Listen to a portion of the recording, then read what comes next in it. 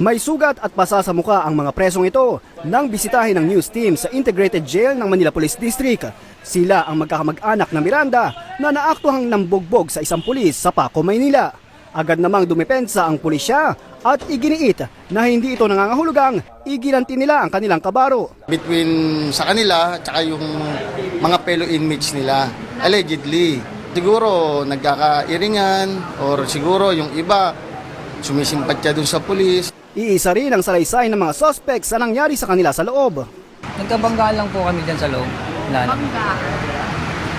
Medyo nabangga sa atin. Pasok namin yun, nagkaroon po ng gulo. Yun po. Dahil nga, nakita po nila sa balita, na naangasan po sila sa amin. Pero sinong gumawa nila? Mga preso po, mga nakadetain po dito. Hindi po ang pulis na nandito. Pero inamin ng pulisya na masama ang loob nila matapos brutal na pagtulungan ng kasamahan nilang si PO1 Christopher Pizarro.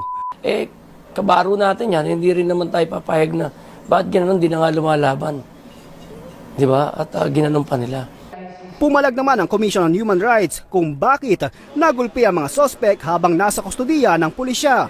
Gusto ng CHR na imbestigahan at kasuhan ng MPD kung mapatutunayang sila ang may kagagawan sa pambubugbog o nagpabaya sila.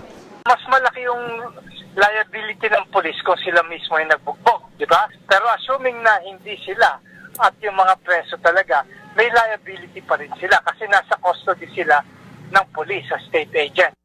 Ayon naman sa MPD, handa silang harapin ang investigasyon ng CHR pero dapat imbestigahan din ang pambubugbog sa kasamahan nilang si PO1 Pizarro. Pati na ang umano'y kabiguan ng media na nandoon na tulungan ang nagpasaklolong si Pizarro.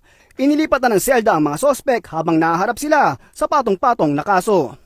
Michael Delizo, ABS-CBN News.